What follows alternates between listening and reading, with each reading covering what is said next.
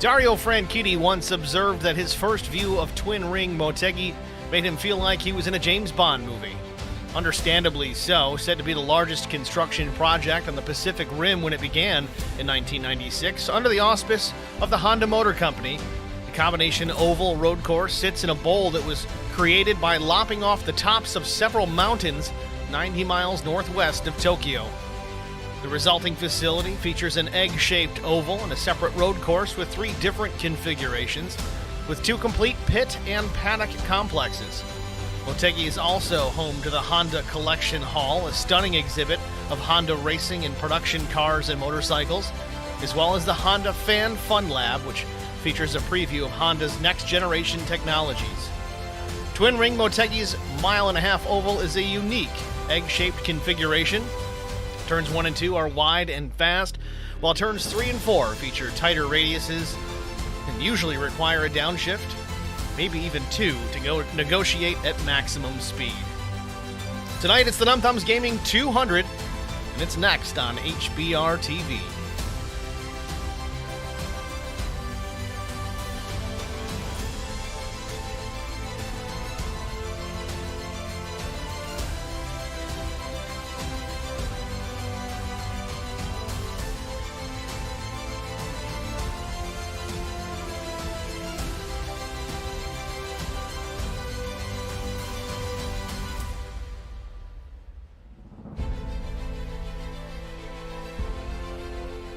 Race details for tonight: 130 laps around this just over 1.5 mile egg-shaped oval.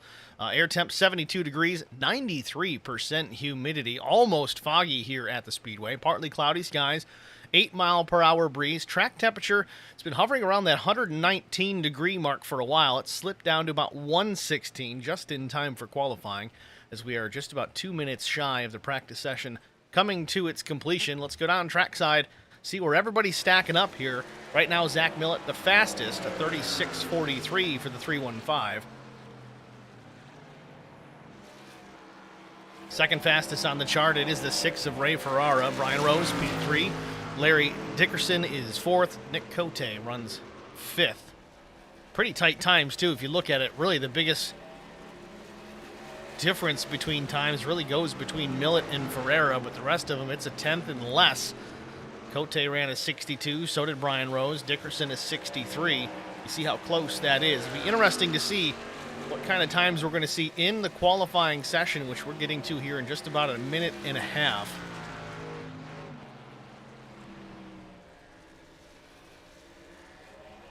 Got a fixed setup race here tonight. There is a custom-built setup for this particular event, so they will actually have the benefit of a qualifying setup. Mixed reactions out of some of the drivers based on that. Some saying the qualifying setup, though it might be fast, it's very difficult to drive. Of course, it's only intended for 2 laps, but some guys saying that, that race setup might actually be better for it. I have to see how it pans out. Guys have really spent the time practicing in the qualifying trim or not.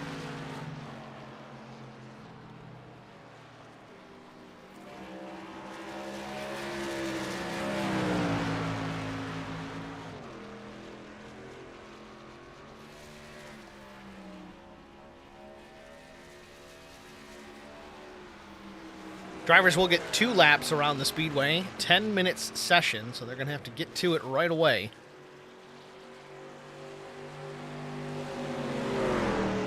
Again, current track temp 116 degrees. I mention it just because it really does make a difference with these trucks, how hot that track surface is. Cooler it is, the better grip you're going to have. Of course, the opposite with the higher temperatures. You may see some guys take an opportunity to wait till the very last minute to get their laps in to see if the track temp comes down just a couple of degrees. It can make that much of a difference. Talking about tenths, you look at the times in practice, we're looking at hundredths of a second between some of these drivers.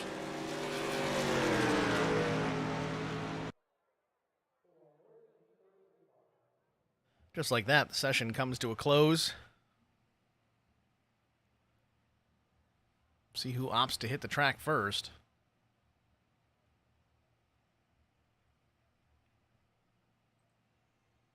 Steve Naylor in pit lane first.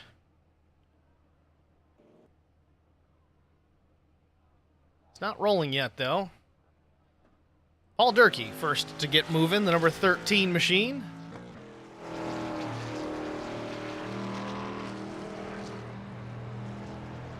Birdsong Brewing Company entry. Durkee slams on the brakes here. He's going to try this again. Not sure what that was all about. Maybe a change in setup. Rob Hattenbach, however, he's on the track, the number 99.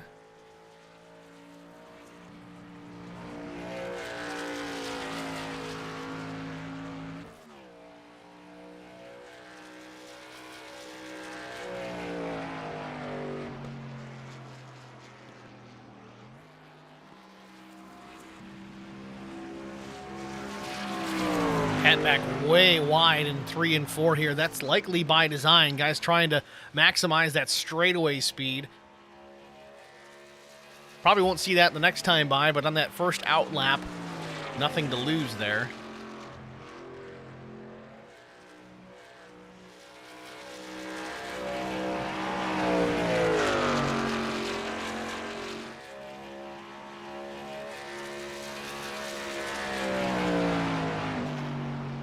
Heading back down into 3 and 4. About a lane and a half up the track. I don't think it was intentional. It does seem that he's chasing the truck up the speedway. Currently, Justin Lawson fastest at a 37.44. Hattenbach across the line. 37.52, third fast for Rob Hattenbach. Meanwhile, Neil Quick goes top of the board, a 36.41. He's out of the throttle here. I think that's all he's going to give it.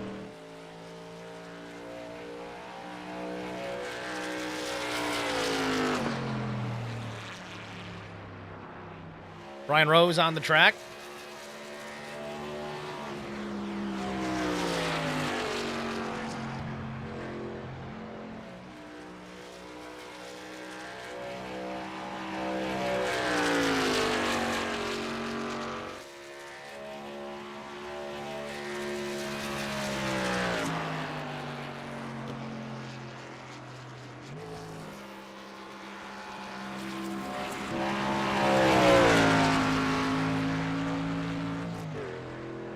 Paul Durkee runs P2, 36.59. Number 13 truck finally going out there and turning a lap. Rose goes 36.71, his first time by.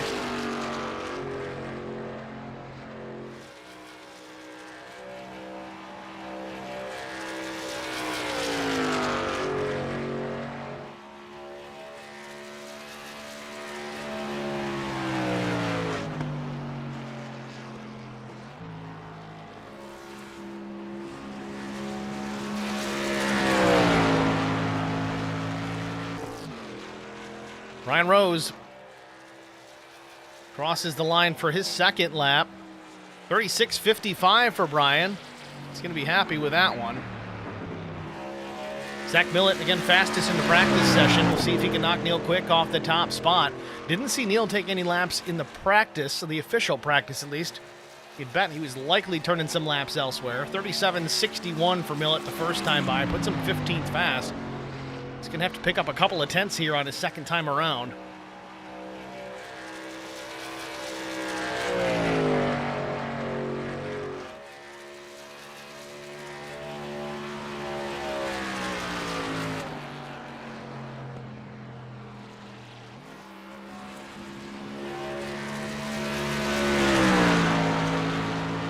Slides it way up the racetrack. Little correction, little piece of the wall. Let's see if he does it. Across the stripe, Zach Millett goes P1, 36.360 for Zach Millett. Puts it on the pole position. Still drivers to go. Ray Ferreira also very fast in the practice session. We'll see if the 6 has anything for these top two.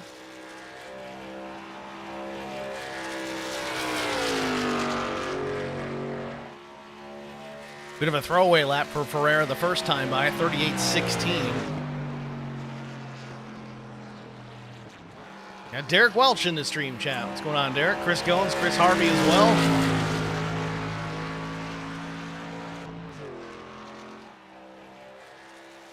don't know if it was good. We're going to find out. It didn't look great, but it's third fast, so it wasn't too shabby. 36.486.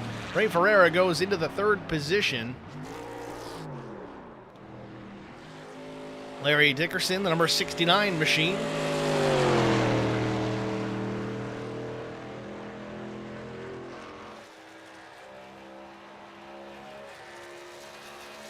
$36.902 for the first lap. Not too shabby. Puts him into the top 10.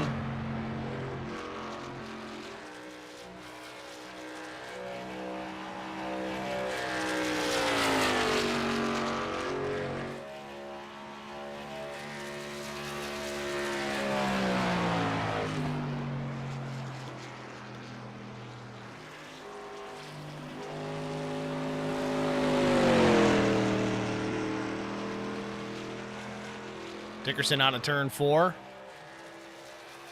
Across the line, lap 2. Picks it up a little bit, 36.663.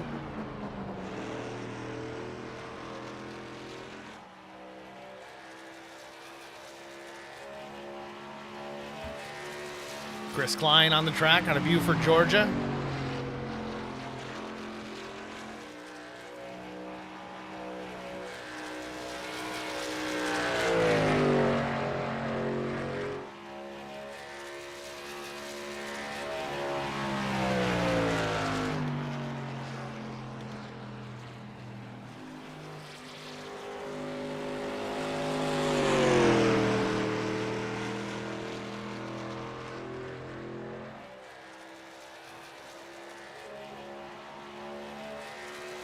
Lap 2, the only lap that's going to count for Klein, 36.832, puts him 12th fast.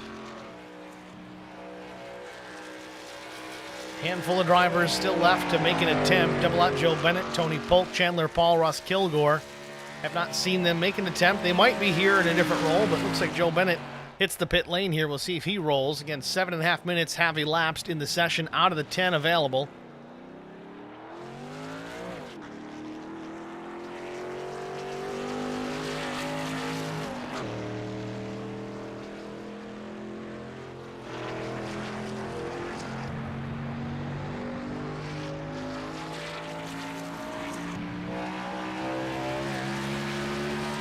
Looks to be a new paint scheme on that truck, a double out Joe Bennett.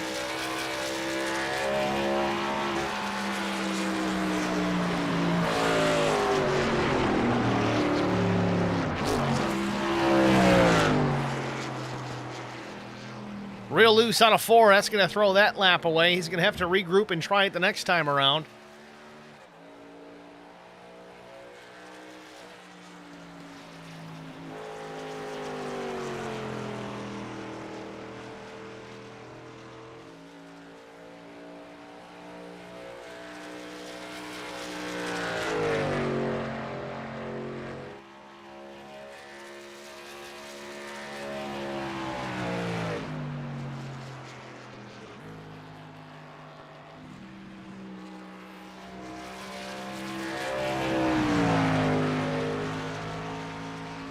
Still loose out of 4. He's got the hammer back down.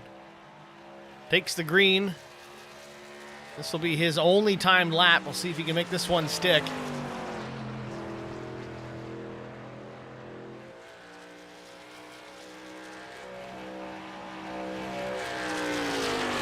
Oh, he's in the wall. That's going to throw it away.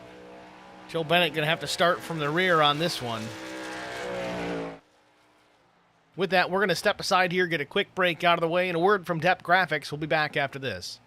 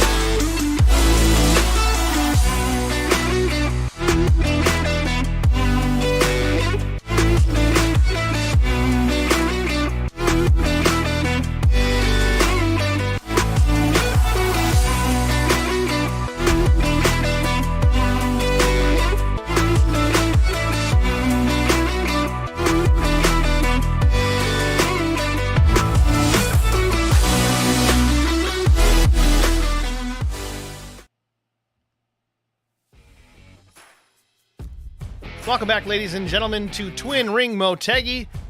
Qualifying is complete. Let's get on and get a look at our starting grid on the pole position with a time of 36.360.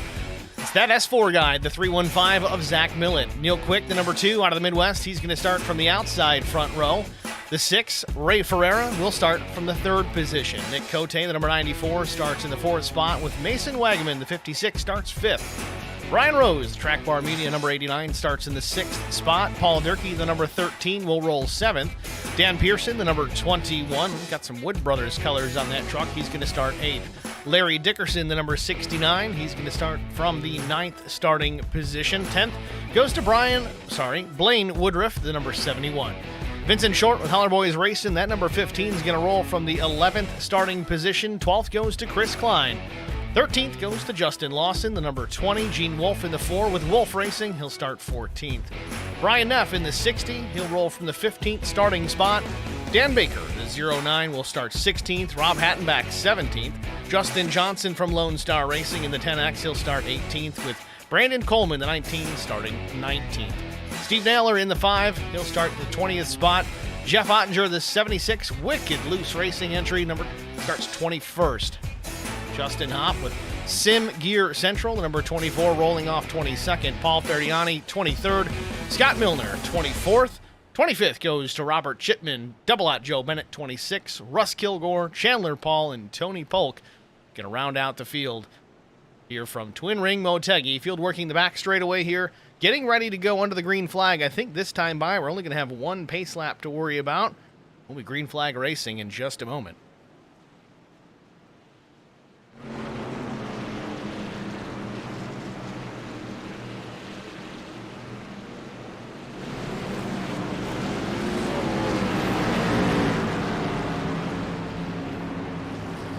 Pace car is off.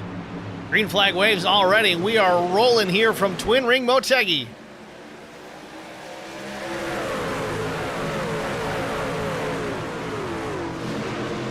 Zach Millett leads him down into turn number 1. Ferreira gets to the inside of Neil Quick for the 2nd spot. Nose out in front. The 2 Sim Magic machine of Neil Quick going to try and battle back on the high side. Well, Millett's already got a 0.4 of a second advantage on these 2 down the back straightaway. Side-by-side action between the 6 and the 2 down into turn number 3. A little early on the brakes is Neil Quick. It's going to give the spot to Ferreira. Don't let him fool you, though. Quick is good at saving his stuff to when it really matters. He's going to let you run that truck hard. He'll come back and get you later on.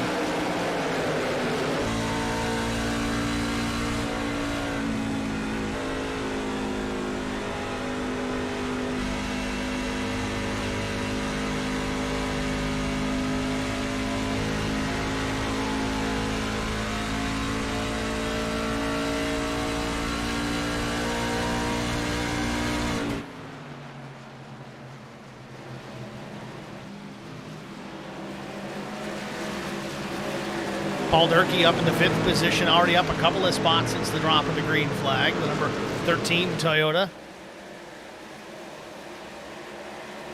And that was the Birdsong Brewing Company machine we started to follow in qualifying, but I guess he got a little camera shy.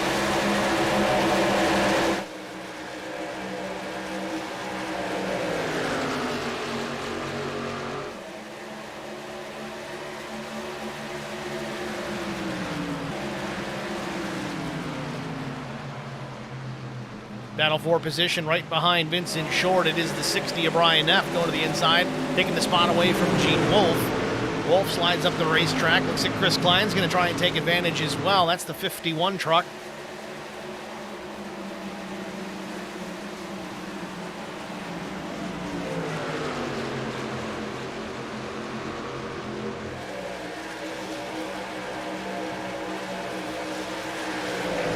Vincent Short now working on Justin Lawson for position.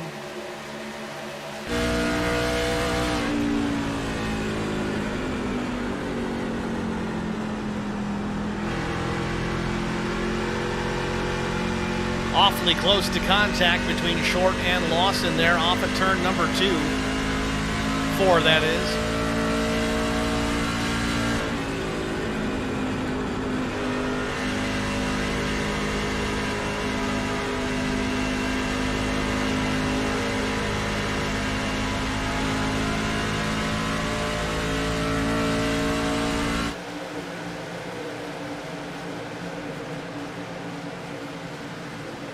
Meanwhile, Vincent Short was on the attack. Now he's on the defense here. Brian F. drives it in way deep.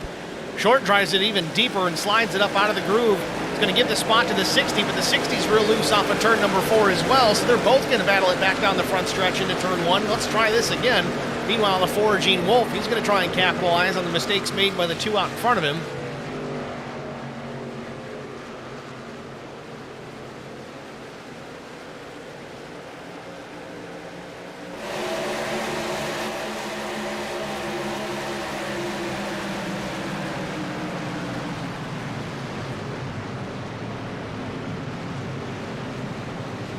Gene Wolf continues to battle here with the 60 of Brian Neff. We thought this battle was over with, but it's reestablished itself. Neff up the racetrack out of 4. He's got the high side. Wolf's going to tuck back in behind, but keep a nose peeked out to the left down into turn number 1. Behind them, it's Chris Klein in the 51, and then you've got the 19 of Brandon Coleman trying to take advantage as well.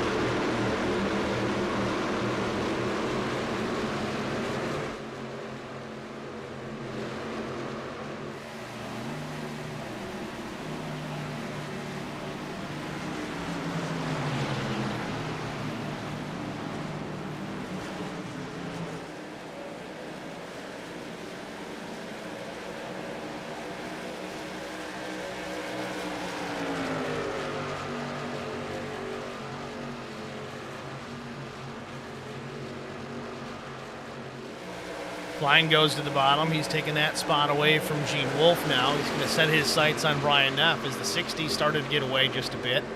Meanwhile, Zach Millett continues to lead. He's extended his advantage over the 6 to 1 full second here already, 8 laps in of 130. Continue to watch this trio battle for position. It's Chris Klein, Gene Wolf, and Brandon Coleman all being awfully aggressive this early on, but it's time to go in their eyes, so that's what they're doing. Coleman's going to take the spot from Wolf here. Let's see if he can battle back on the high side, build some momentum out of the corner.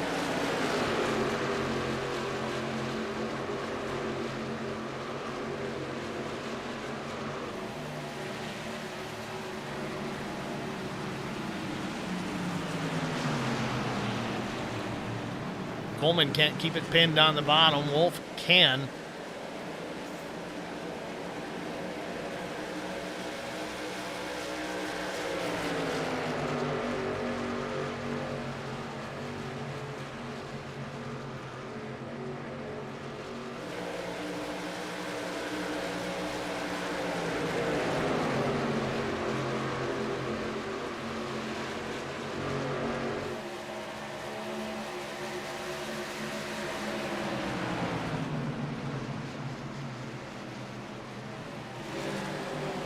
Neff closes back in on Vincent Short. Let's give us an opportunity to watch this battle form up one more time.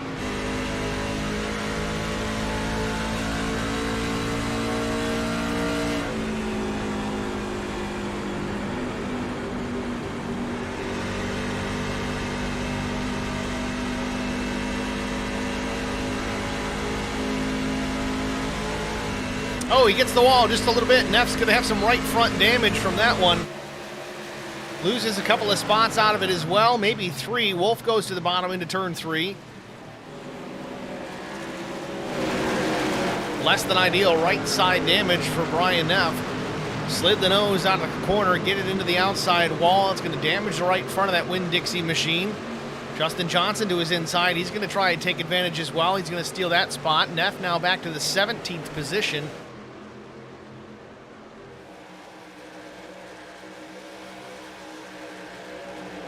Coleman and Wolf now battle for that position. That's the 14th spot. Wolf had it for a second there by just a nose.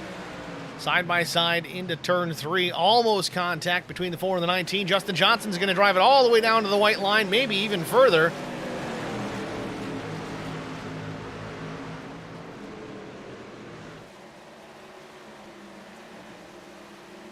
Chris Goins in his stream chat. Zach Millett whoops me so much I call him Dad.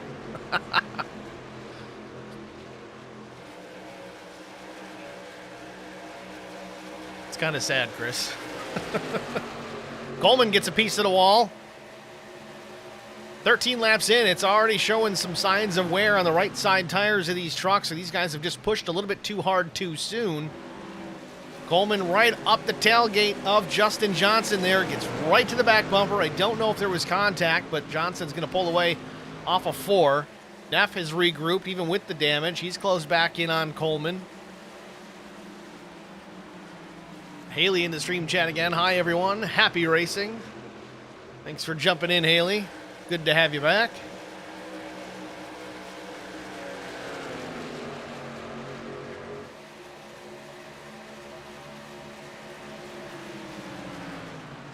Back out front with our leader, Zach Millett. It's got 1.75 seconds back to the 6 of Ray Ferrara. Neil Quick runs third. Mason Wagaman, Nick Cote, the top 5. I think 33 to 37 laps, if I remember correctly, was the pit window we should expect to see, at least for fuel. Tire fall off likely to be significant here at the Speedway. And looking at the weather, it's still getting cooler on the track, which is a plus for that tire wear. 112 degrees. We saw it as high as 120 early on in practice. Best lap so far, that's Zach Millett, a 36.61. His last lap, a 37.45. Again, we're only 16 laps in here. Already seeing almost a full second of fall off.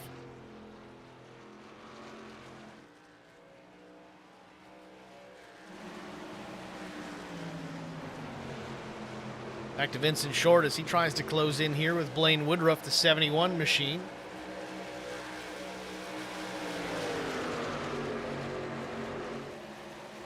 Ooh, Coleman real loose out of 2.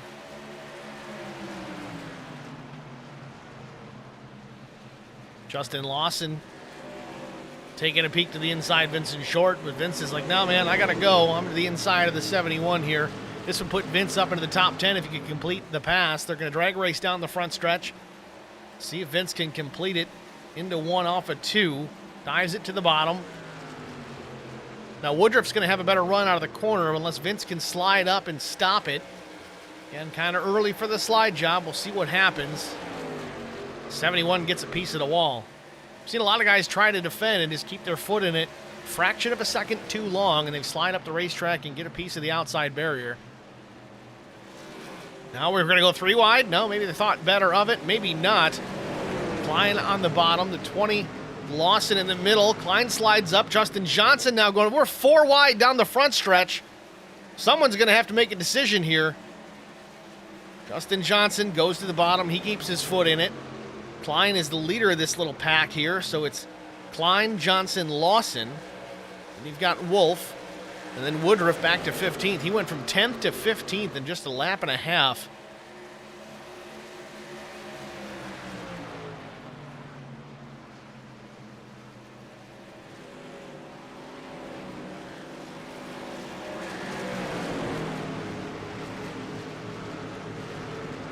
Millett just walking away from the 6. 2.5 seconds the advantage for the 315.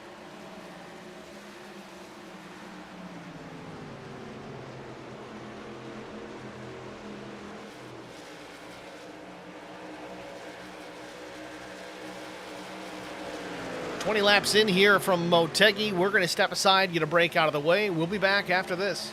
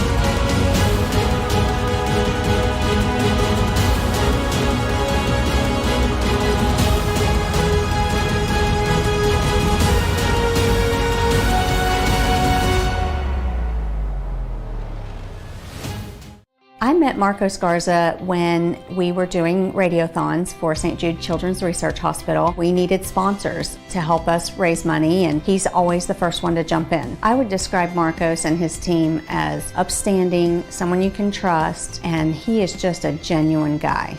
Marcos has been very generous. He has a genuine concern for people. You need somebody that cares about you. And that's what Marcos is, and that's pretty much what this firm is. The Garza Law Firm. Let us help. Welcome back, ladies and gentlemen, to Twin Ring Motegi, the Numb Thumbs Racing League DEP Graphics Truck Series. Zach Millett continues to lead over Neil Quick now. 2 is taking that spot away from Raymond Ferrara as we do got a car in the wall down the pit straight.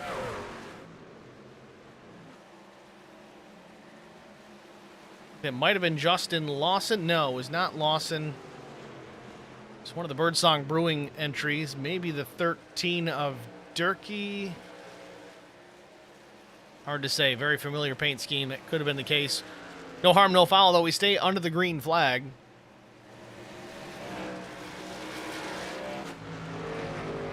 So not only has Neil Quick taken that second spot, but he's starting to check out from that third position of the 6 of Ferrara and is cutting into that lead of Zach Millett.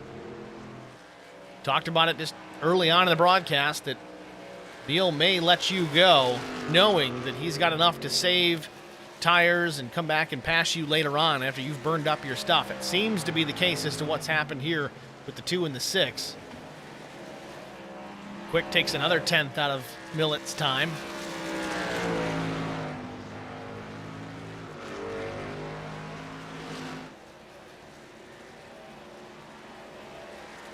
Take a look at the pass for this position. And Neil Quick on the bottom of that white number 2 Sim Magic Ford F-150. And actually looks like Ferrara slid it up the racetrack. Lost the nose. Made it an easy move for Neil Quick, but again, he continues to pull away and cut into Millett's lead.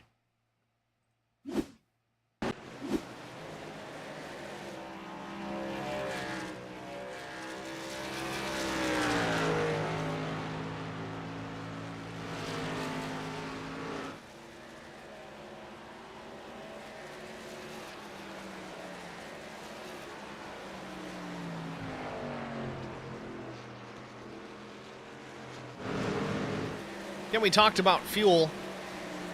I think the pit window was 33 to 37 laps under the green flag. We've yet to see a caution, knock on wood. We don't necessarily need that. Love to see green flag stops to see how these guys can benefit getting in and out of the pits faster than the next guy, because there's certainly time to be made in those areas. Dan Pearson, number 21 truck, losing a spot to Jeff Ottinger. Ottinger, that black number 76.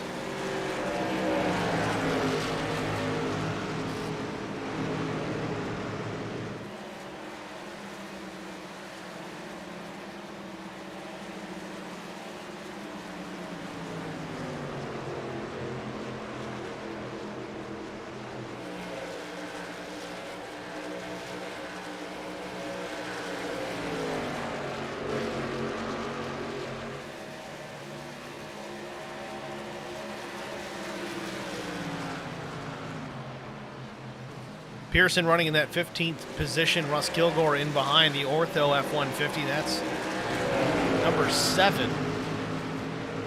That's the 16th position. Then Gene Wolfe in the 4. We've seen a bunch of him tonight. Brian Neff has slipped back to the 18th position. Don't know if the right front damage on that machine has a lot to do with that or not.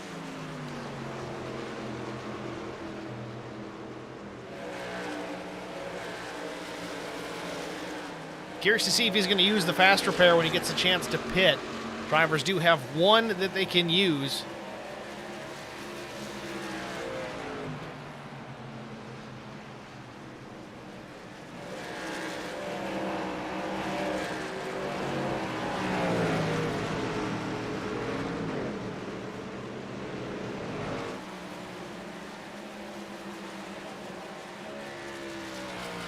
While Zach Millett still your leader, but it is getting closer and closer between himself and the 2. It's 1 3/4 seconds back to Neil Quick.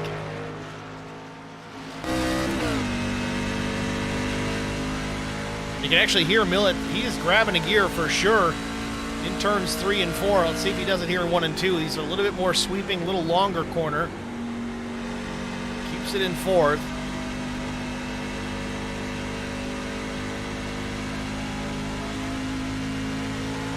I tell you, Neil Quick is getting larger and larger in that rearview mirror.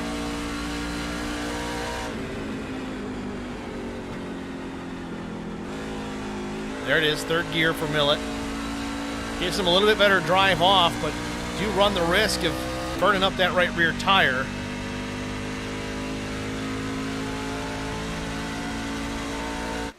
Quick did gain about another 1/2 tenth that lap. Just through 1 and 2 this time, it's a whole nother 10th. Won't be long. There's going to have a battle on our hands for the lead if they don't get to green flag stops first. Speaking of that, Paul Durkee and others down pit lane. Justin Lawson, Brandon Coleman.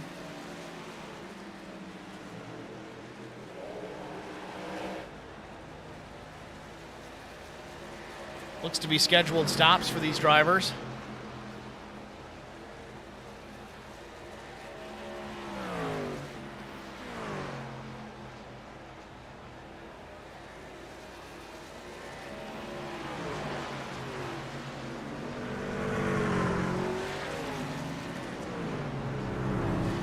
Nick Cote also down pit lane with Dan Pearson.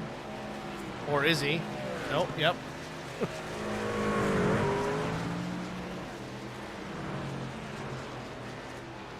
A little bit of damage on the 94 Toyota Tundra TRD Pro.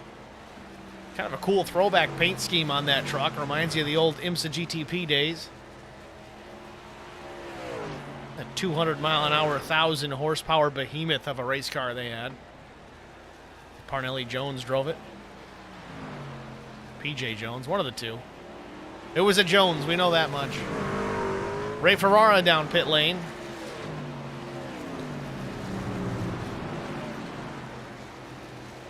Started in the 3rd position, comes in from the 11th spot.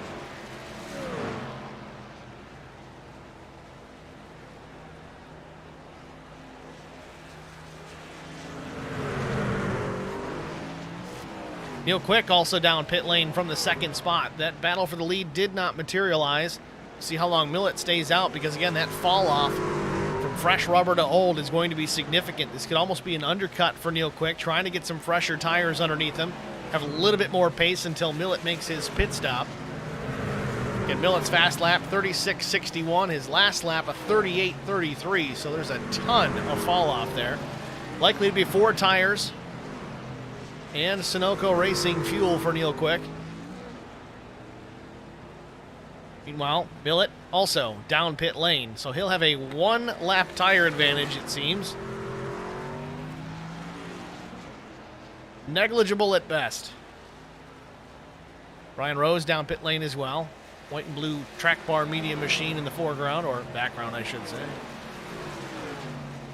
So green flag pit stops underway here from Twin Ring Motegi. Millett into his pit box, that first stall, the end of pit lane.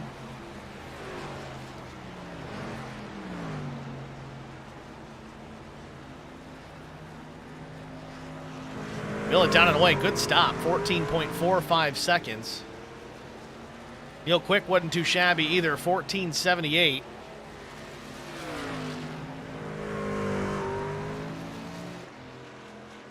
See where he stacks up. He's going to tuck in behind Millett here, but Millett's still coming up to speed.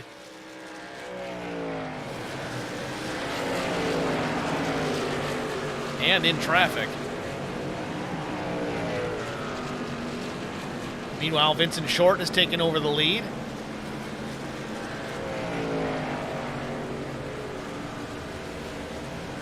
I don't know if Vince tried to make a pit stop.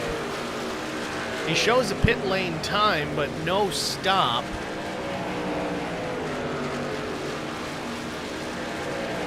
So he's off of 4. He's down pit lane for his first service of the day. Meanwhile, Millett on the backstretch Once he gets back around, he's going to retake that top spot.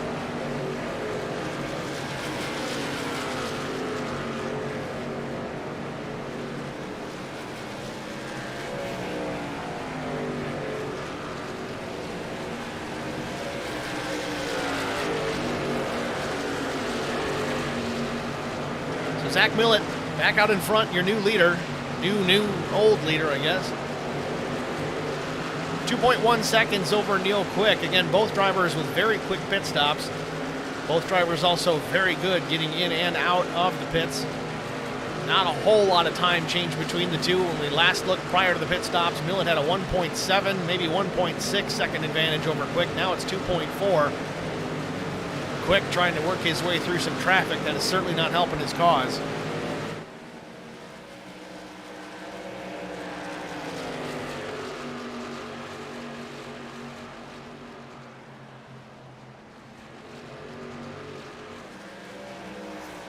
So we've gone 38 laps since the drop of the green flag. No cautions to this point. As I say that, we get a guy sideways, almost goes around, saves the truck. Nicely done. I think that might have been the 34.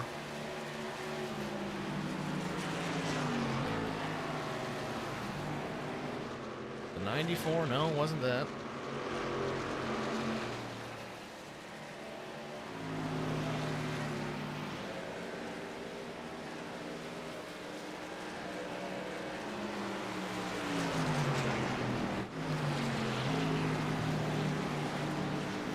Taking a look at the weather once again. Track temp still coming down. It's 110 degrees. Humidity still up there. Hot and sticky today, 92%.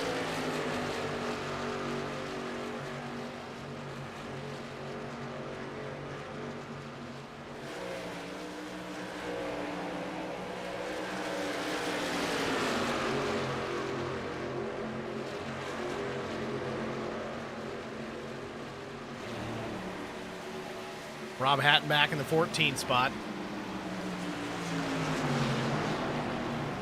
He's got Brandon Coleman at the back door as well, with Vincent Short in front of both of these guys. Kevin Blue in the stream chat. Keep trying to tell JJ, he's talking about Justin Johnson, this is an awesome track. Just doesn't believe me. Well, I would have to agree, Kevin. I like this place a lot. I've only run one race here. It was in this particular league, but in the ARCA car. Had a strong run going. In fact, was leading it into the last two corners. And had to settle for, I think, third. Don't want to talk about it. But yes, I totally agree. It's a cool racetrack. It's different. It's kind of like, I think if Gateway in New Hampshire had a baby. That's the best way I can describe it.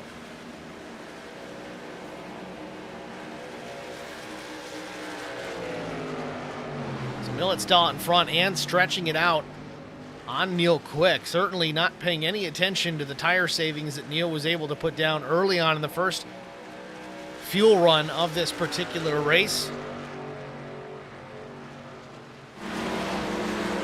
Well, let's try and get through the field here. We've a long stretch of green flags, so let's get to it. Zach Millett, your race leader from the pole position. Been strong. He's led, I think, almost every lap to this point, with the exception of maybe a couple through the pit cycle. Neil Quick back in P2. Also, right where he started today.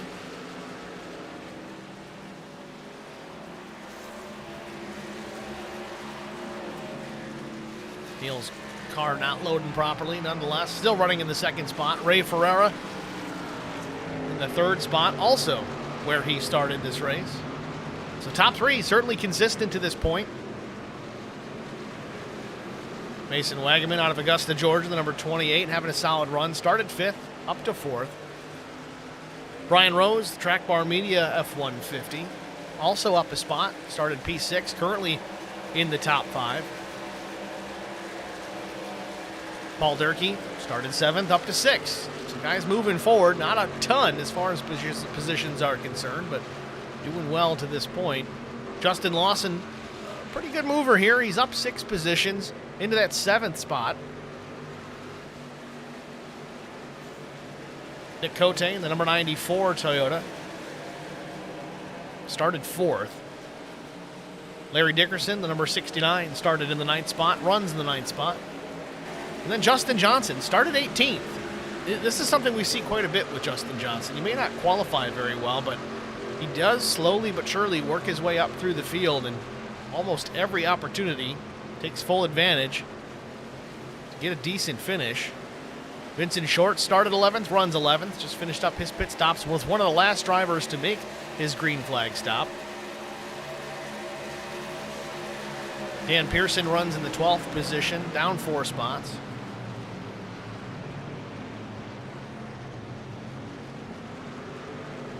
Rob Hattenbach up 4 positions in P13 out of Friendswood, Texas. He's got the Marines on board today. Jeff Ottinger in the Beechcraft number 76 out of Goodrich, Michigan. Having a good day as well. Started 21st up to P14.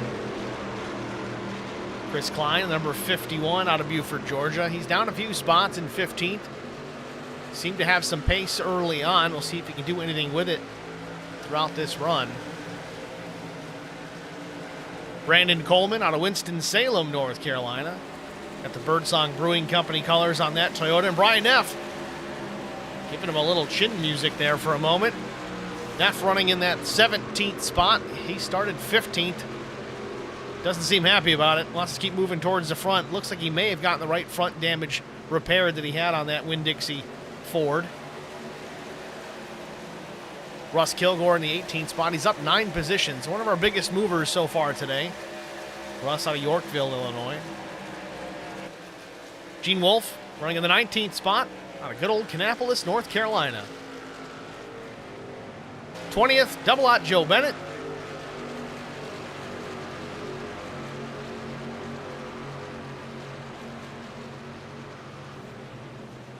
Joe's up 6 positions. Is the first truck 1 lap down.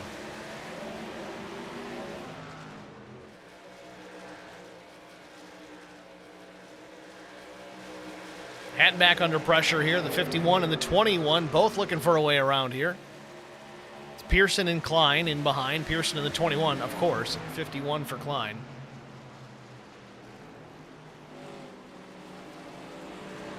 Mike Fahey, can I come out of hiding yet? I thought you were in this series. What's going on, Mike? Where are you?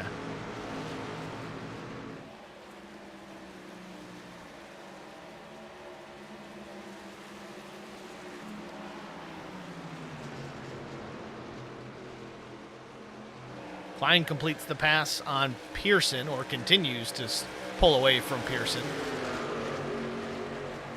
Now the battle is between Justin Johnson and Rob Hattenbach.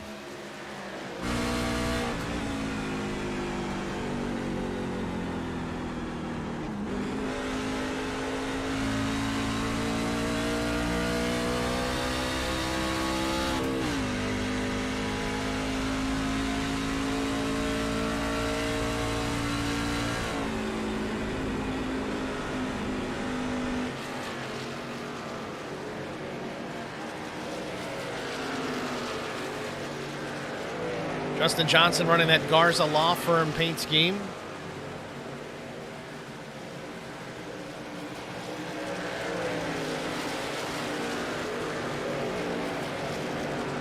Oh, Hattenbach drives it way into the corner, almost gets to the back bumper of Justin Johnson. And these guys on very similar tire strategies. Justin pit lap 32. Hattenbach 34, so slightly newer rubber. Drove it in so deep, had to check up. Now he's got Chris Klein on his back bumper. He's going to have to worry about trying to pull away from the 51 before he can worry about attacking the 10 again.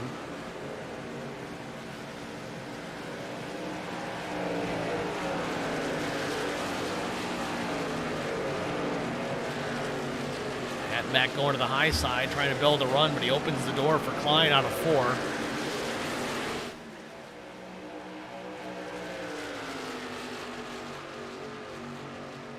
Millett still maintaining a 3-second lead over Neil Quick in the 2. Ray Ferrara, it's 12 seconds back to the 6.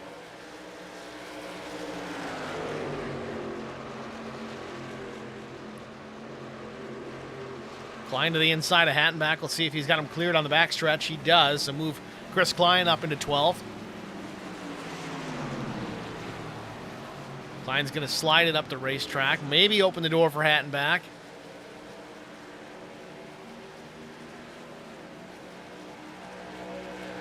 Mike Fahey, only 22 viewers and only 9 likes.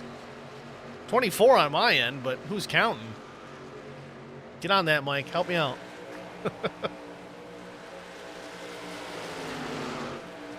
Battle for position here between Ottinger and Pearson. The 76 is Ottinger, Pearson the 21 again. I don't think anyone's surprised there. It's the proper colors, proper number, proper name.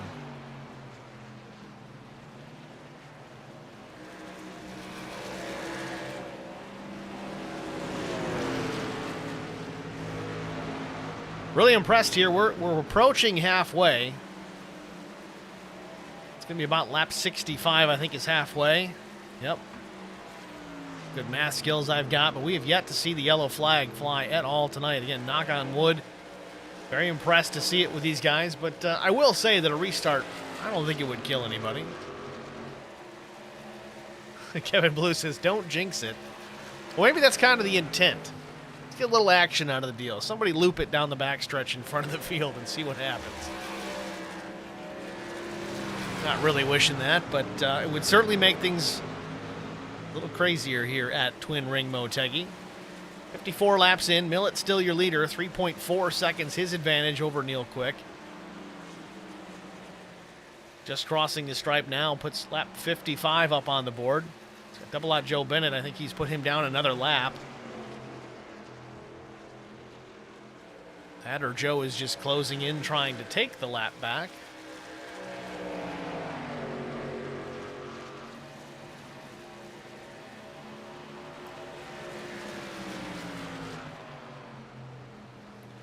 So following up on Vincent Short, we talked about how he ended up out front with the lead. He was very late to pit lane. I think he ran that truck dry before he ran down to get his pit service, stayed out, led a lap. We were concerned that maybe he had hit pit lane and not gotten to his box.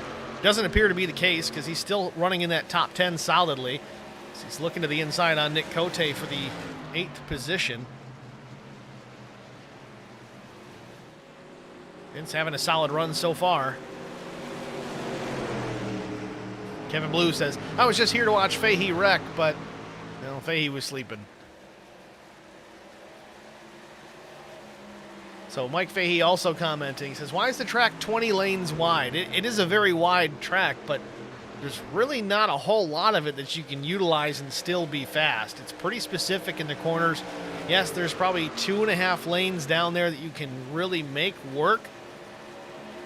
But you really got to know where to find the grip. I found that when we raced the ARCA car here, you found grip in places you didn't necessarily expect to get it. You had to change your lane throughout the course of the run to continue to get the car, or in this case, truck, to turn. It's definitely a driver's track. Derek Welch says, to give drivers like you room.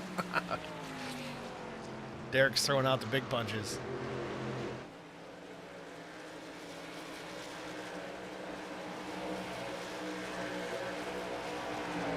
"58 laps in, we're going to get to some more green flag stops here before you know it. So we're going to jump out and get a side-by-side HBR TV side-by-side out of the way, get some breaks, pay some bills. Stay with us. We'll be back. I met Marcos Garza when we were doing radiothons for St. Jude Children's Research Hospital. We needed sponsors to help us raise money, and he's always the first one to jump in. I would describe Marcos and his team as upstanding, someone you can trust, and he is just a genuine guy. Marcos has been very generous. He has a genuine concern for people. You need somebody that cares about you. And that's what Marcos is, and that's pretty much what this firm is. The Garza Law Firm. Let us help.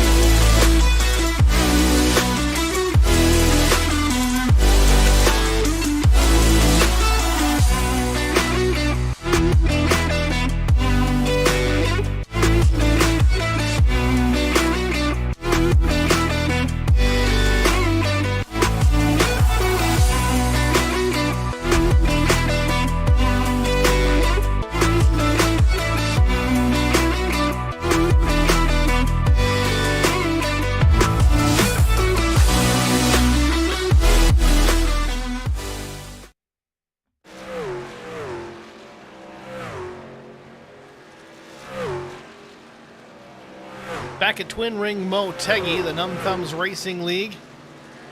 DEP Graphics Truck Series. Zach Millett continues to lead and stretch that advantage over Neil Quick. It's now 5.5 seconds over the two. Millett now in some lap traffic, closing in on the 21 of Pearson. Ray Ferrara is taking an opportunity here to hit pit lane as we are right in that pit window for our second round of green flag stops.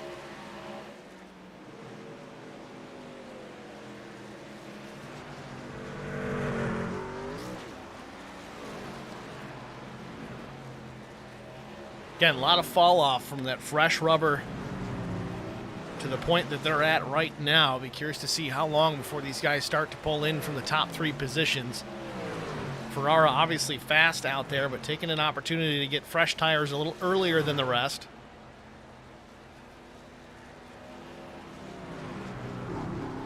They were allotted 4 sets of Goodyear Racing Eagles over the wall, so 5 counting what they started the race on. Looks like they've taken 2 thus far. Brian Rose down pit lane from 3rd.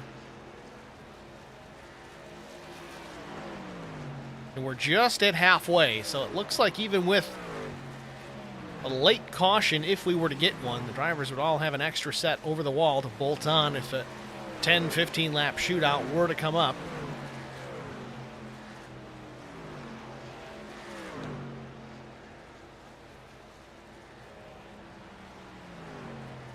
Getting an indication Brandon Coleman may have crashed. This might be getting into pit lane. Let's take a look.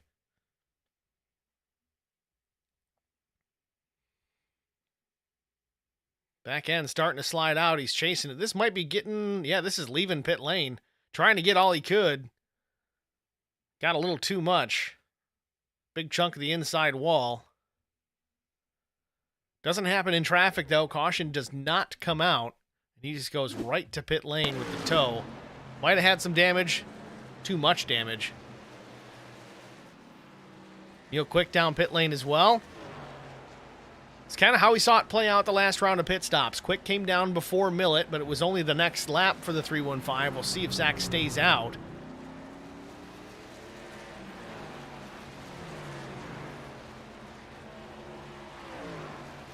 It's going to be 4 tires and fuel for Neil Quick. Nope, same situation. Here comes Millett, slipping and sliding all the way to pit entry. Hopefully he got it woed down. Doesn't pick up a ticket from the police in the pits.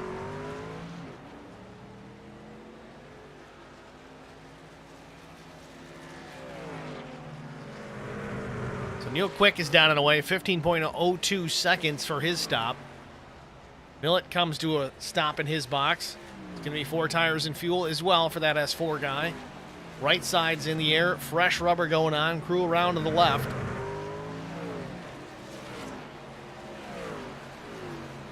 Quick stop for Zach Millett, 14.35 seconds once again, a 10th faster than the last round.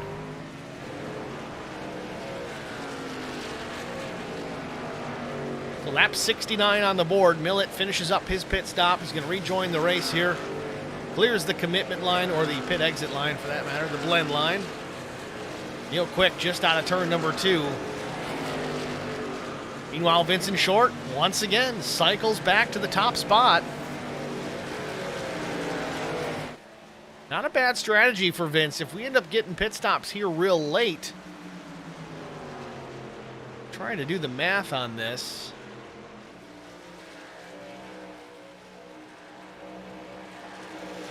Vince stays out in lap 72. He might be able to go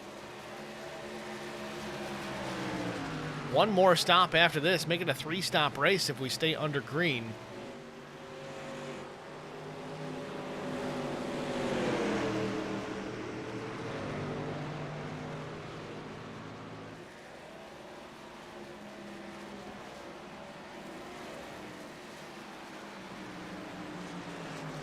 So Millett back into P2. He's 5.3 seconds behind Vincent Short. Vince does still need to make his pit stop. I anticipate seeing him down pit lane this time by or the next.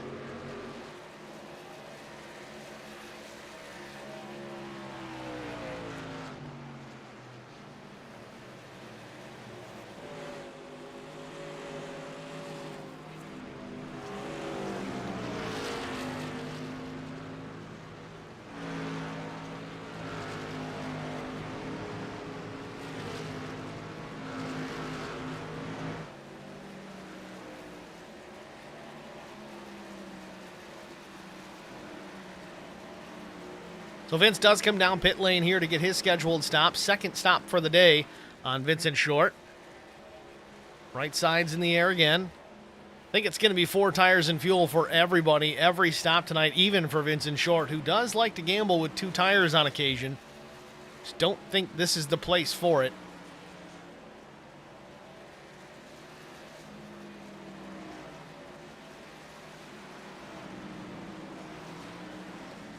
Good stop for Vincent Short, 14.68 seconds. Meanwhile, Millett's going to pass the 315, or pass the 15. He's in the 315. It's going to put Vince a lap down.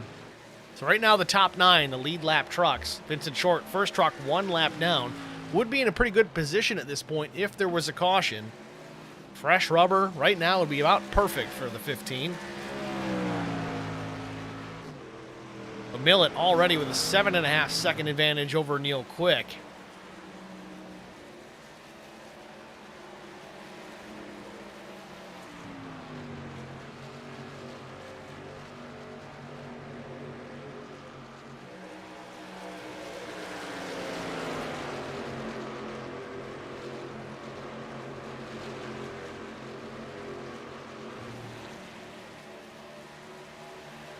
So Vincent Short, again, first truck 1 lap down in 10th. Just behind him is Justin Johnson. That would be for position.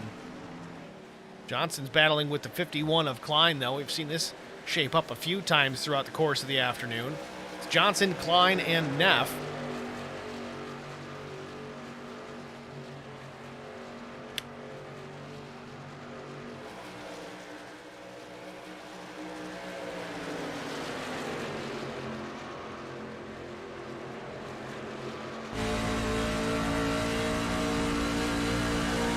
Chris Kine looking to the inside on Justin Johnson, drives it in deep.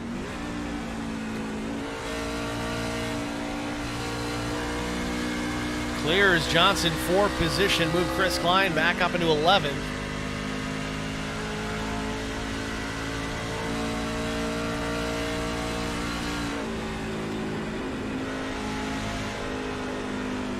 Vince Short about 0.6 of a second ahead.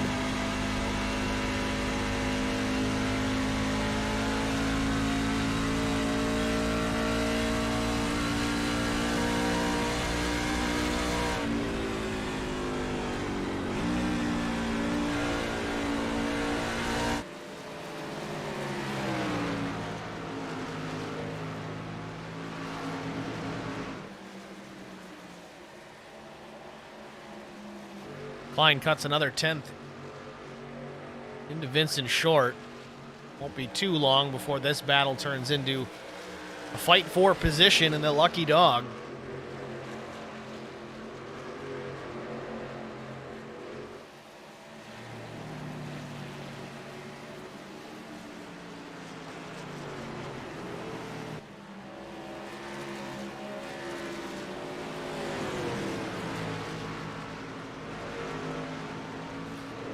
.78 laps up on the board. Zach Millett still your leader, been dominant all afternoon long. With the exception of pit cycles, he's led almost every lap.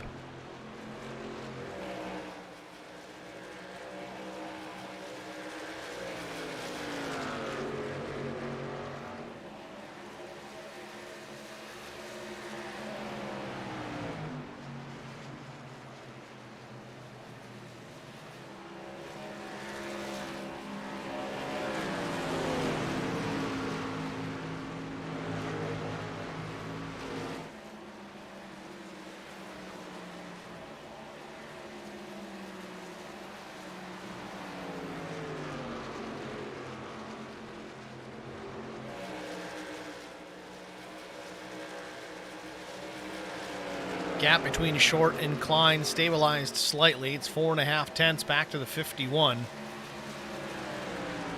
Vince is going to have to contend with the 55 machine just up ahead of him. That's costing him some time already as the deficit shrinks to 3 tenths between himself and Klein.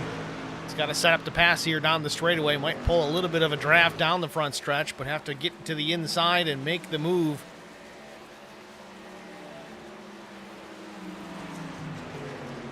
Robert Chipman Jr. in the 55 truck slides up top, opens the door for Vince.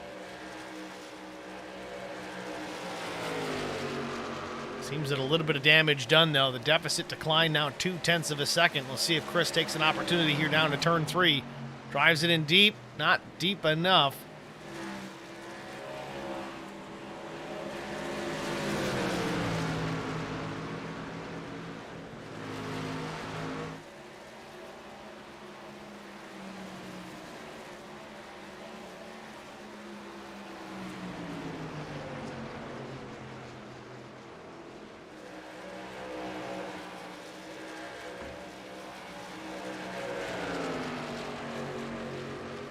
Still focusing on this battle with Vincent Short and Chris Klein. It's for the 10th spot, but more importantly, it's for the lucky dog. Both of these drivers not on the lead lap. Vince, though, the first truck 1 lap down.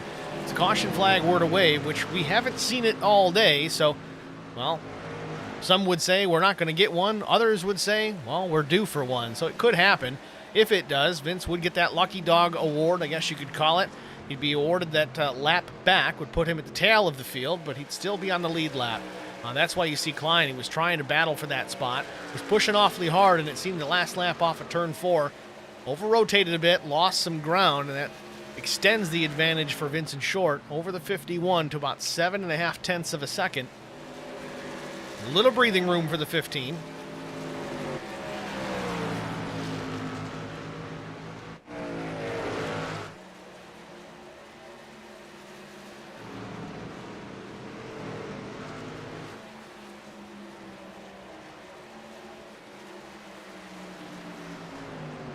Battle with Brian Neff, Hattenback, and Justin Johnson still hot and heavy. This is also for position. Again, not on the lead lap, but still positions to be gained. Justin Johnson running in the 12th position in that 10X, the lead truck in that trio. The 60 of Neff right in between the 99 Rob Hattenback.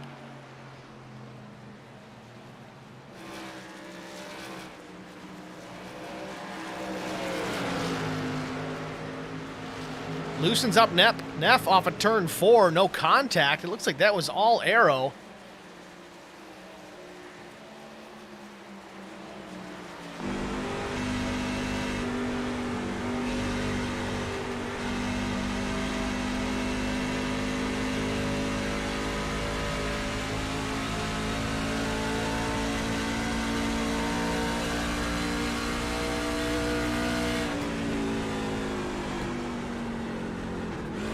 Neff slides up the racetrack, opens the door for Hattenback. He drives right through it.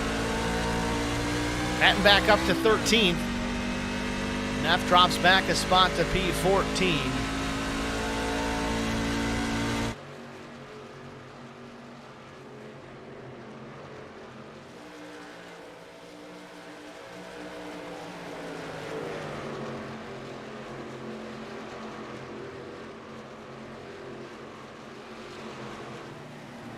Believe it or not, we're probably 10, 15 laps away for our 3rd round of green flag stops. I expect the 6 of Ferrara probably going to be the first to pull off the racetrack and get his tires and fuel. Then it'll be Quick. Then it'll be Millet. If everybody continues on the same strategy. But we've talked about it so many times. If you follow the leader, you're going to follow the leader. Guys are trying to change things up a little bit, try to get down pit lane before Zach Millet, try to undercut that a little bit. Luckily for Zach, he's paying attention to these things. Sees these guys hit pit lane. I don't know if he's working with a spotter or not, but nonetheless, doesn't waste any time coming to the pits. As soon as Neil Quick comes down, the next time by, you'll see the 315 in most cases. Justin Johnson and Rob Hattenback doing battle once again. This now for the 12th position, Hattenback in 13th.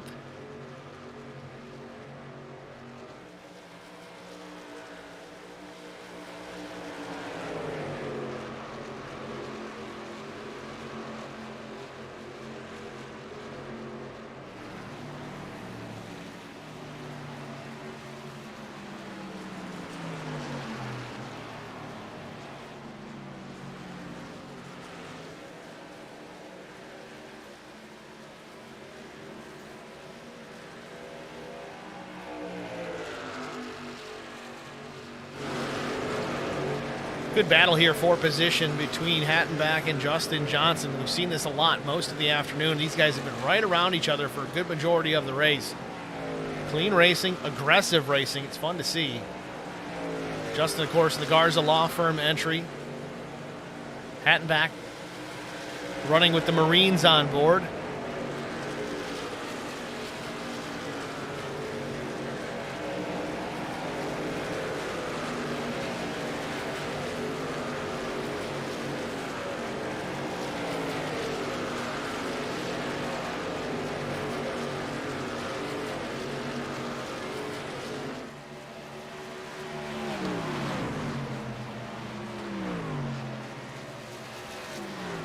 Watching these two fight, it almost seems Hattenbach might have a little bit more pace.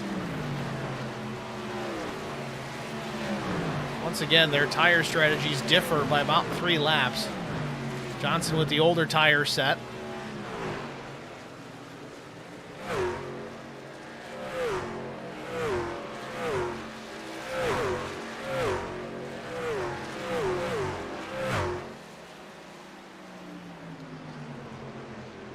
.90 laps in, 41 remain here from Twin Ring Motegi. Numb Thumbs Gaming 200.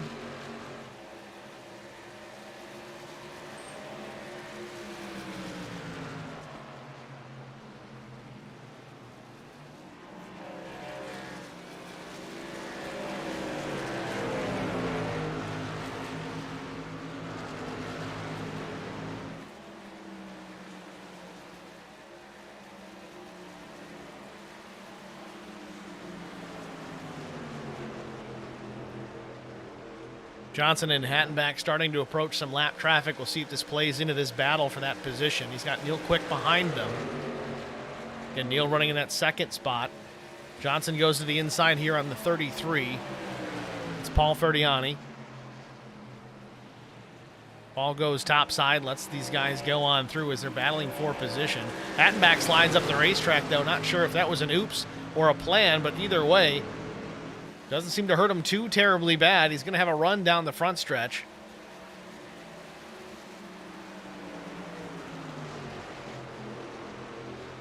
Next truck ahead of these two is going to be the 55 of Robert Chipman Jr.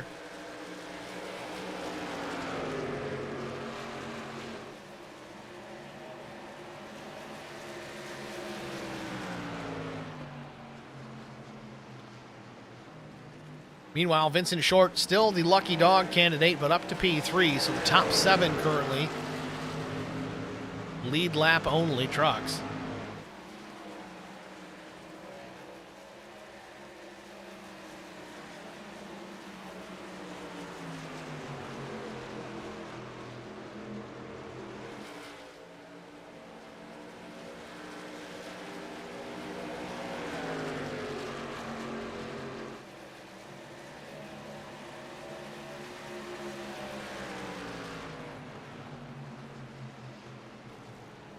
Still watching Hattenbach, man, he's driving it in way deep. I don't think he's trying to hit the 10, but he's getting awfully close to doing just that. He's got to be getting frustrated there behind Justin Johnson. It appears that he's faster. It's tough to really call that for sure. Last lap for Johnson was a 38.05, Hattenbach a 38.11, so they are really close in lap time, and it's tough to say really why. Maybe it's because Hattenbach is tucked in behind and he's, well, trying not to run over the 10. Or they just could be that equal.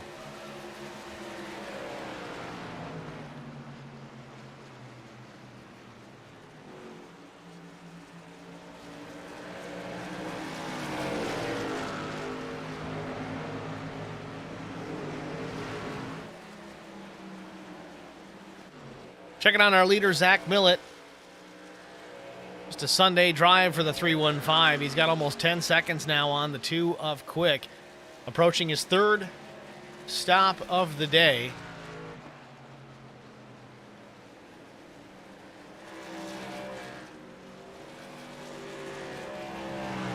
Now I'm just curious with this deficit between the 315 and the 2, even more so back to the 6 of Ferrara, does any of these guys change things up as far as their strategy goes? Like I said, the last 2 pit stops, it's been the 6, then the 2, then the 315, like clockwork.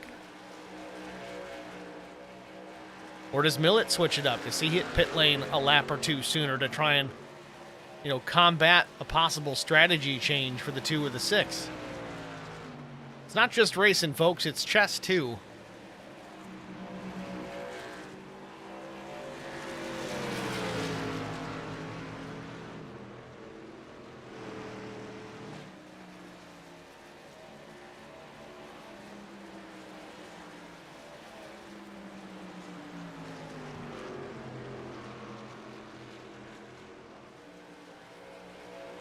Keep an eye on here, the 6, to see if he hits pit lane as we expect him to. This would probably be the lap he would do it. He stays on the track.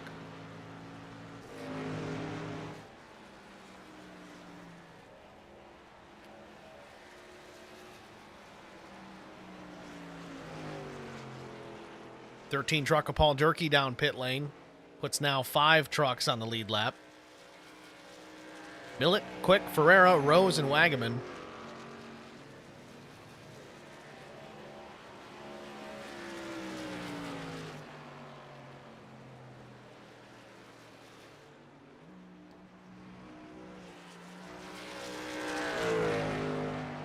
Ferreira stays out once again. Going to go to lap 99 possibly before we see him down pit lane. Millet still on track as well, as is Neil Quick.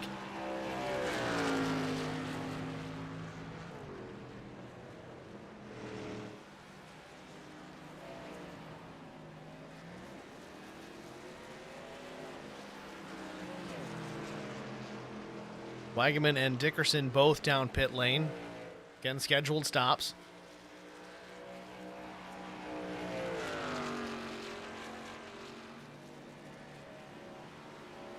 And there it is, Ferreira down pit lane. Brian Rose as well. He's going to chase the 6.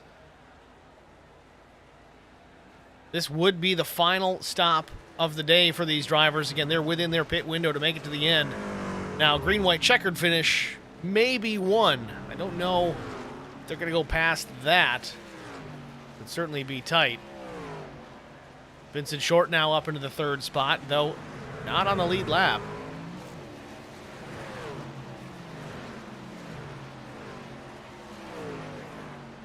So 4 tires and fuel for Ray Ferrara.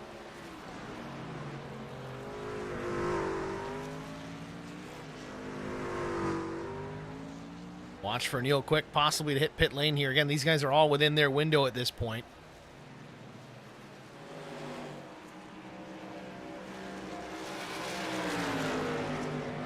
It's the inside of Justin Johnson. You see Justin has gotten away from Rob Hattenback.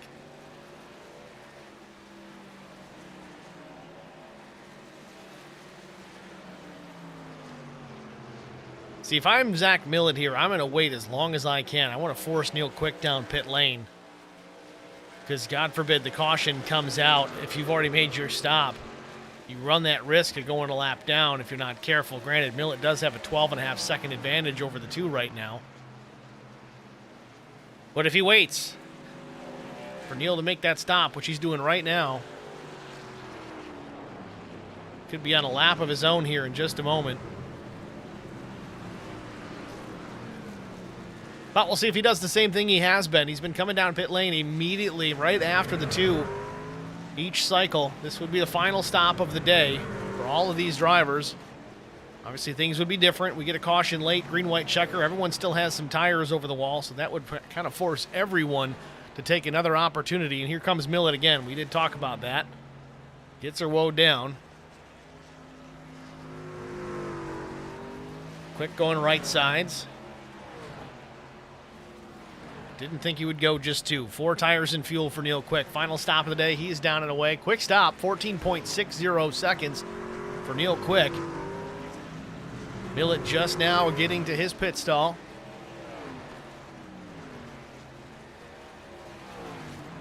This is a no-brainer for the 315. It's going to be 4 tires, top off the tank, and get back out there.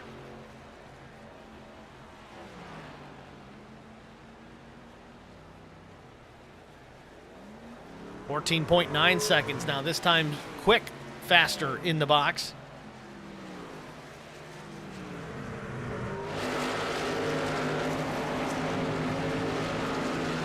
So Millett has completed his stop, still listed as the race leader.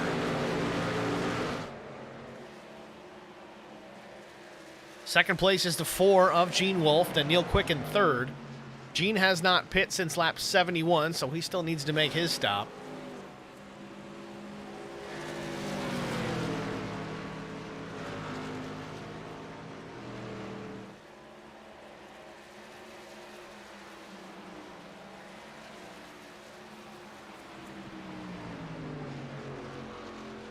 So through that cycle, though, Neil was a little bit faster in the pit box. The in and out times much faster for Millett. The advantage for the 315 over Quick now 13.1 seconds.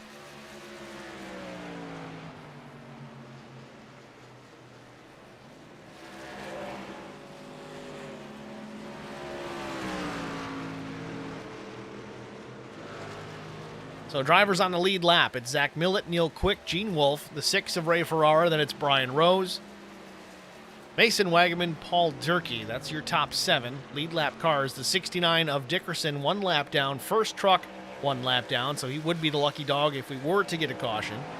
Again, yellow free. So far tonight, not a single issue on track. Worthy enough of Barney to grab that yellow flag.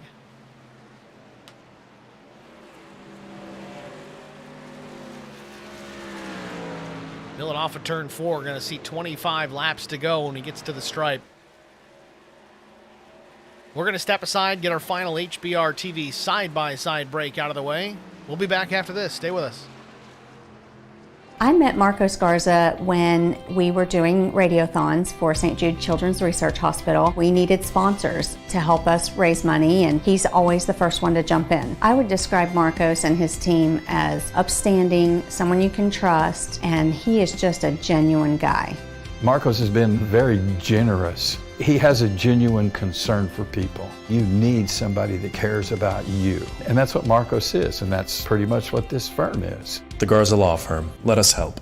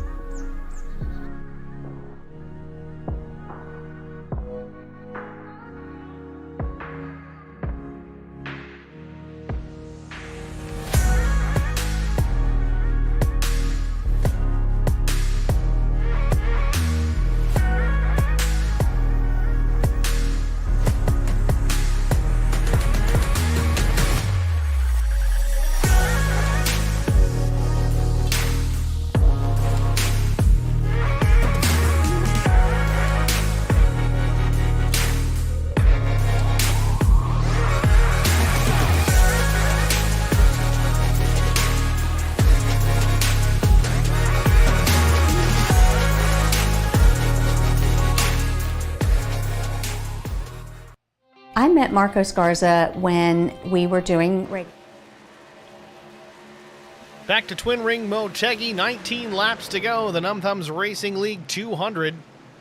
Numb Thumbs Gaming 200. Numb Thumbs Racing League Truck Series presented by DEP Graphics. Zach Millett dominating. 12.2 seconds over, well, a very quick Neil Quick.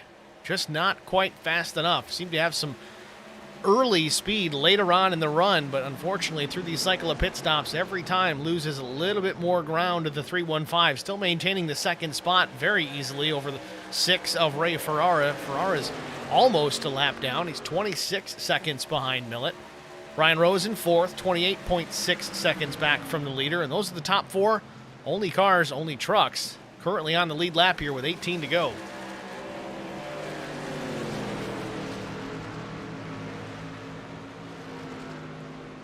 Mike Fahey says, I didn't find out till the other day that the iRacing flagman's actually named Barney. I thought you just made that up.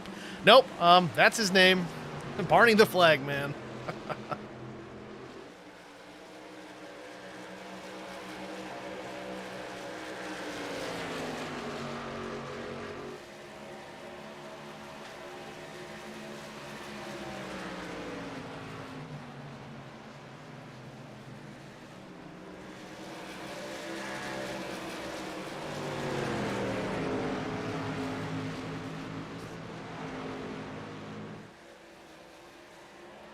$17 to go. Millett still out in front to no one's surprise.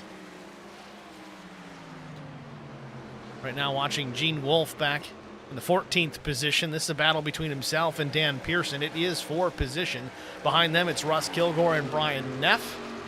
Battling for that position. No, it's not Brian Neff. Russ Kilgore, though. We're right on that mark. Neff a little bit further back. 7 seconds, that is, from Russ. So Russ can just put it in cruise control for now. Keep his advantage over the 60.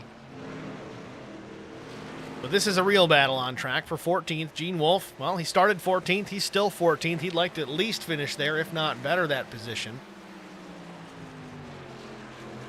Dan Pearson would love nothing more than to take it away.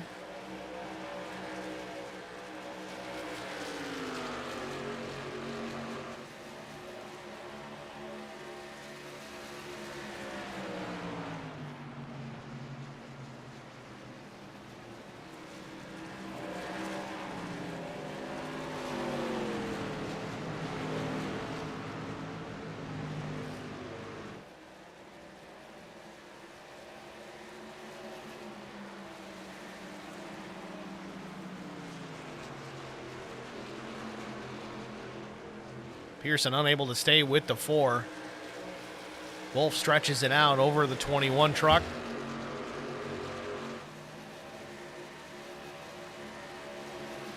Pearson now, he's going to have to defend, hold off the 7 of Russ Kilgore. That would still be for position.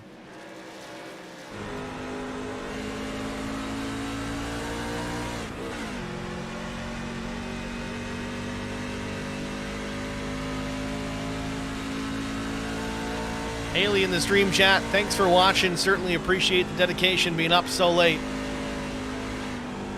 Have a good night.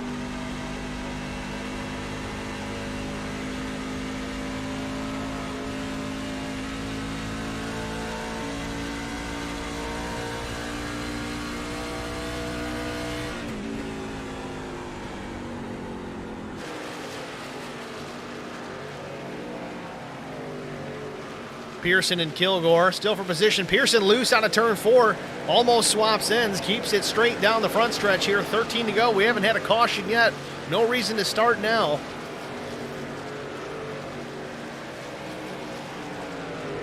Track temp cooling off. Handling should be improving a little bit. Still awfully humid though. Down the backstretch. Kilgore with a run. Big run down the backstretch into 3. He might have him here. No, he checks up. Might want to try that again, though.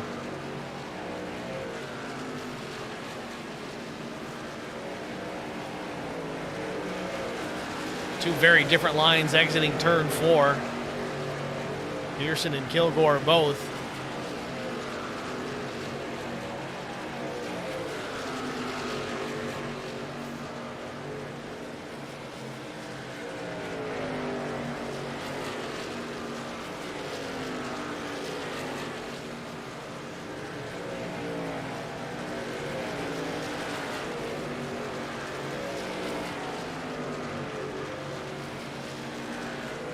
Kilgore closes it up in 3 and 4 just about every time around.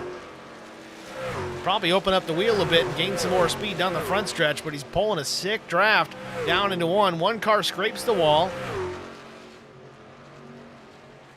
Still the battle continues here. 10.5 laps to go before we call it a night.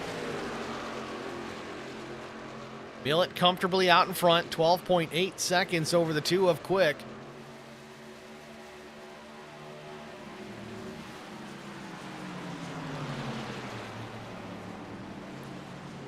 Kilgore right to the tailgate of the 21.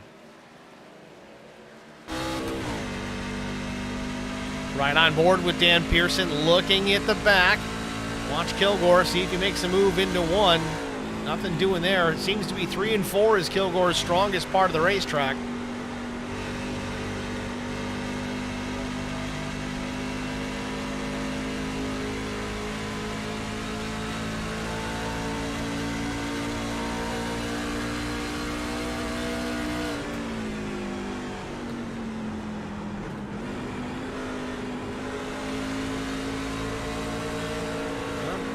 Pearson has to lift a little bit, got back to the throttle a little bit too soon. We'll see if Kilgore's got anything for him this time.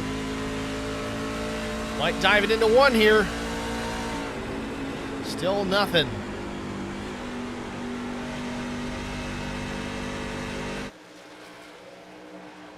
Closing in on double out Joe Bennett. This would be for position as well. Could turn this into a 3-truck battle, but Kilgore going to try and use the 00 as a pick. The 7 to the inside of Pearson, down the backstretch into 3. He may have it now. Both drivers going pretty deep. Kilgore maybe a little too deep, maybe the 21 too. Kilgore seems to have it clear out of 4. Both drivers loose on exit. Still side by side.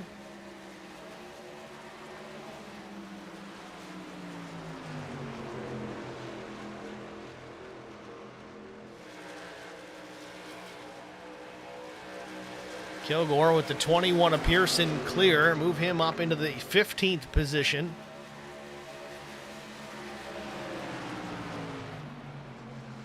Albert Anderson said, did Millett really just put 23 trucks a lap down? And then some. Granted, we have not had a caution all night long, so there is that. 3 cycles of green flag stops will tend to do that.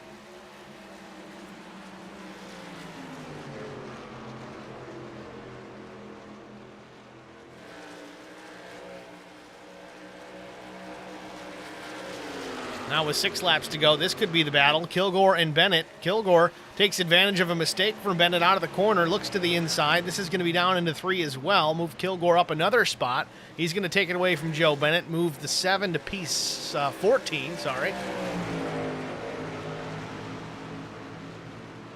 Yeah, Mike Fahey making a very interesting point as far as Zach Millett on road courses. You think he's fast here. I used to win races on road courses, not since I met Zach.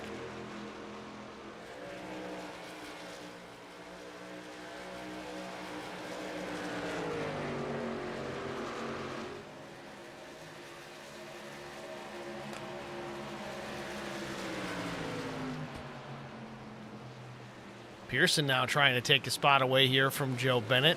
Loses connection though. Where did he go? He reappears just like that.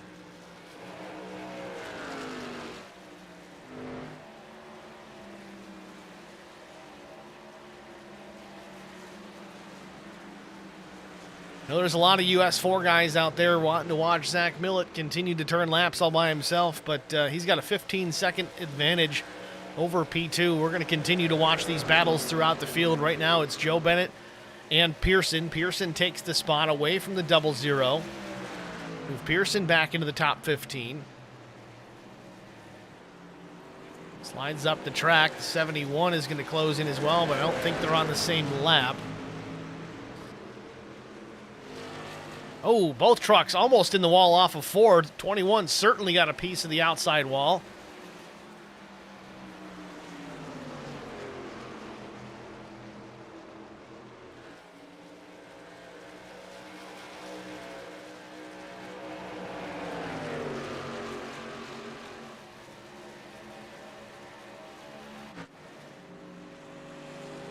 Looky, looky. Justin Johnson, Rob Hattenbach still within striking distance of each other.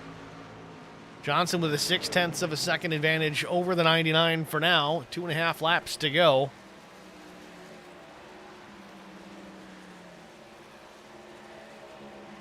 Watching back with Pearson and Bennett.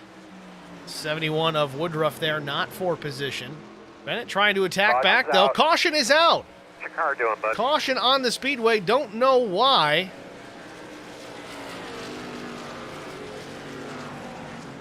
Trying to find it.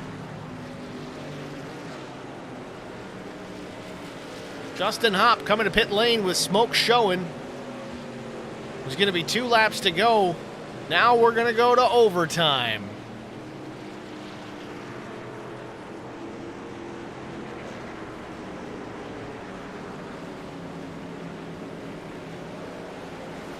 Let's see if we can find it here.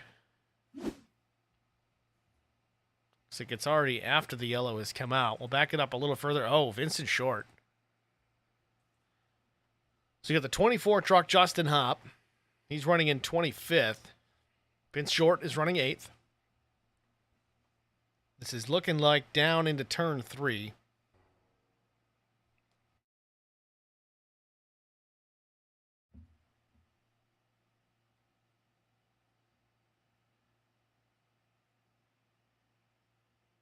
I mean, a lot of closing right there. I mean, the 24 definitely off the pace. Contact is made, sends both drivers up the racetrack. The 24 gets into the safer barrier.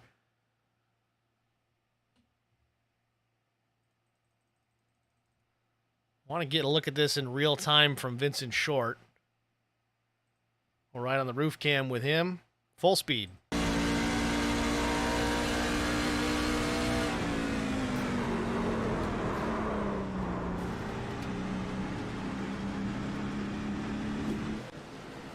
There you have it. Meanwhile, pit stop's underway. Drivers coming down pit lane. Zach Millett is one of them. Neil Quick as well. You kind of have to. I mean, it's so tempting to want to stay out here and do the opposite of what the leader does, but you're dead meat. Especially you got everybody bunched up. Cautions breed cautions. Get everybody back together here, and they're all going to be as aggressive as they've been all day long.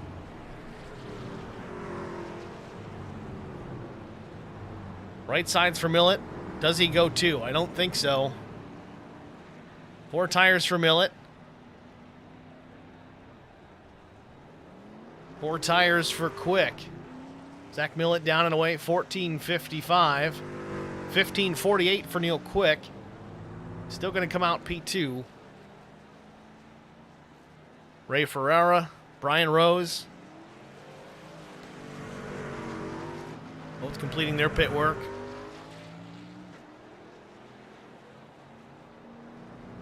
Now, the other thing that kind of worked in Millett's advantage is so many drivers going a lap down kind of makes it a no-brainer. Even if he goes down pit lane and everybody else in the lead lap stays out, well, he's only got a few spots to make up given how many were still on the lead lap. So, of course, everyone's going to head down pit lane to get their tires, splash of fuel just for some extra ballast in the back. Who knows? Get that rear spoiler out of the air, a little more straightaway speed, or maybe not. Maybe you want some more rear grip on corner exit. I think the tires are going to be just enough for that. But we've seen it all night long, on fresh tires especially. Zach Millett has been really fast. So, with that, first caution, hopefully the only caution of the night. I don't think it's going to be. We may have another attempt at this, but we're going to get another break out of the way since, well, we've got a natural opportunity to do it. Stay with us, folks. Going to have a great finish here when we come back. I met Marco Scarza when we were doing radiothons for St. Jude Children's Research Hospital. We needed sponsors to help us raise money, and he's always the first one to jump in. I would describe Marcos and his team as upstanding, someone you can trust, and he is just a genuine guy. Marcos has been very generous. He has a genuine concern for people. You need somebody that cares about you. And that's what Marcos is, and that's pretty much what this firm is. The Garza Law Firm. Let us help.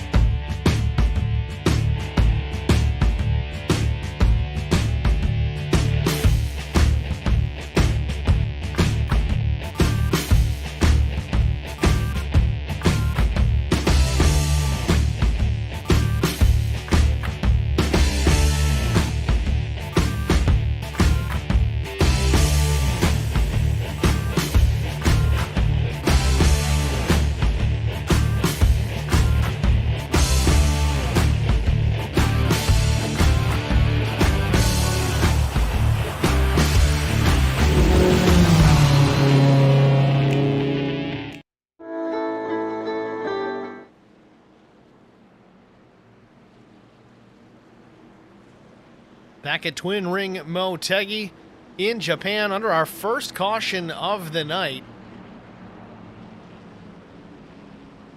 It's coming to 2 laps to go. Justin Hopp and Vincent Short coming together. Entry to turn number 3 puts us under the yellow flag. It's going to shape us up for a great finish here. Zach Millett's going to lead them down to the start-finish line. Then it's Neil Quick, Ray Ferrara, and Brian Rose. Mason Wagaman, Paul Durkee, Larry Dickerson, Justin Johnson, Rob Hattenbach, Brian Neff, the top 10. Green flag waves are back underway.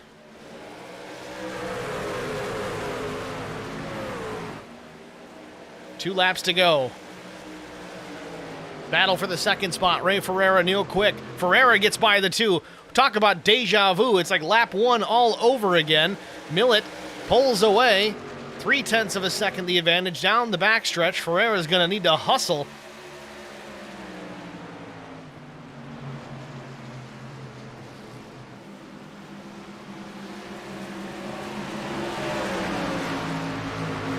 Getting word Vincent Short has crashed again. No caution. White flag waves. One more time around for Millett. Ferrara is there. 0.2 of a second the advantage for now. The 6 trying to close in. See if he can steal this win away. It's been a dominating performance for Zach Millett all evening long. Out of turn number 2, down the back straightaway for the final time. Millett put it on the pole with a fast lap. Ferrara unable to track him down. He's losing ground now into turn number 3. It's just going to need to be mistake-free for Zach Millett, and he will lock up a checkered flag here from Twin Ring Motegi. Out of turn 4, the final time. Checkered flag waves. Zach Millett's your race winner. Ray Ferrara is second. Brian Rose, Neil Quick, Mason Wagaman.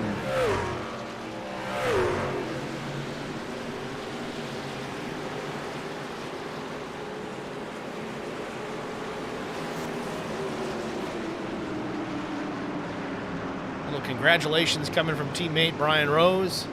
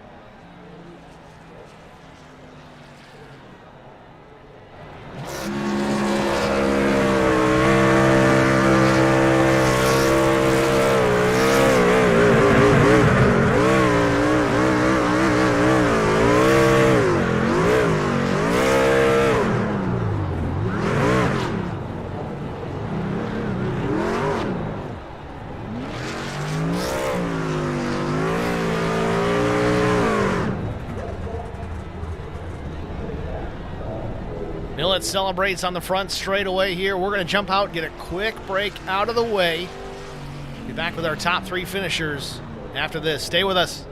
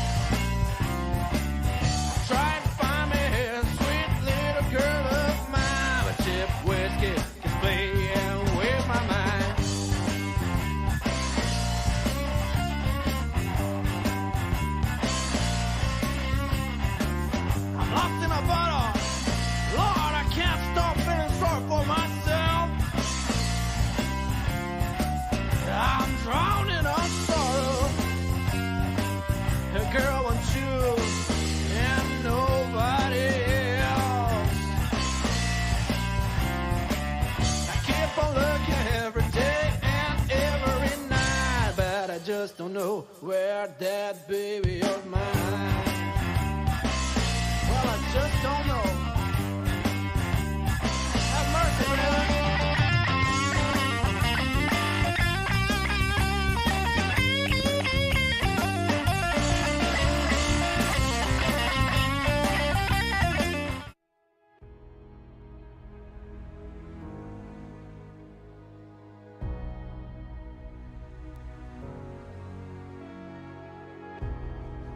Welcome back, ladies and gentlemen, to Twin Ring Motegi. The race is complete after a green-white checkered finish. After no yellows all day long, we get one in the final couple of laps. Sets up a shootout between Zach Millett, Neil Quick, and Ray Ferrara. Top three end up being Millett, Ferrara, and Brian Rose. Let's get to our race winner, Zach Millett, first. Pull him up into the broadcast booth. Zach, it's Steve in the HBR TV booth. You got us? Hey, Steve, got a copy. Congratulations on the victory here at Motegi. A dominating performance. Seemed that we were going to go green to checker without an incident, but coming to, I think, 2 to go. Had an incident on entry to turn number 3 with Vincent Short, and I forget the other driver, Justin Hopp.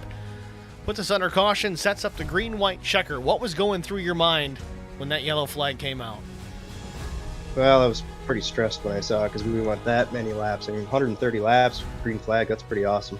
You get to the point of where it's almost like depressing, even if you're not the leader, if you go that many green flag laps and then have a green-white checker. And it was awful. It was, unfortunately, I was thinking it was New Hampshire ARCA all over again.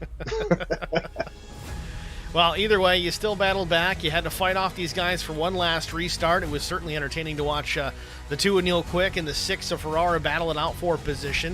Of course, Quick gets shuffled back. He finishes P4. Ferrara gets second.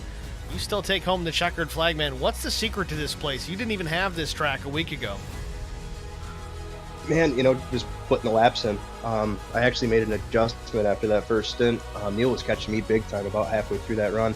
And I think it was all turn 1 and turn 2. We were pretty even in 3 and 4, it seemed like, according to race labs anyway. Turn 1 and 2, I was kind of running about a half a lane to a full lane off the bottom, and I don't know, I felt like I was getting better run off, but it obviously wasn't. He was killing me. So made the adjustment, moved a little lower, sacrificed a little apex speed, but it apparently worked. It felt slower, but it was faster.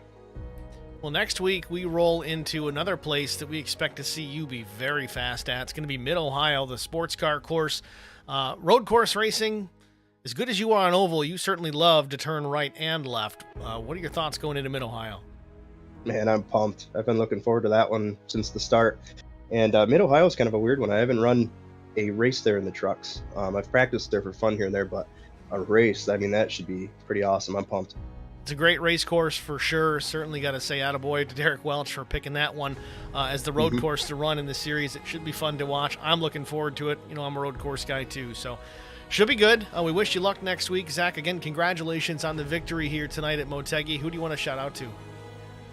I'd like to thank you, Steve, and HBR TV for the broadcast as always. Numb Thumbs Gaming and the NTRL for having this league. It's great fun, great group of guys. Track Bar Media. And shoot me a follow over on Twitch at ThatS4Guy. Good luck next week, Zach. Thanks for talking. Thanks, brother. Zach Millett, your race winner here at Motegi. Next, we're going to go to Brian Rose. Sorry, we'll go to Raymond Ferrara. He's our runner-up, not Brian Rose. Getting ahead of my skis here. Ray Ferrara at Steve in the HBR TV booth. You got us?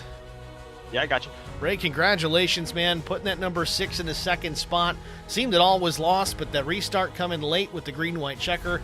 I said it in the broadcast. It was like deja vu from lap 1 at the start. You and Neil Quick battling for the position. You quickly had it out of turn number 2. Walk us through your race and then that final restart. Well, I downloaded the track probably like 3 hours before the race and didn't have much practice.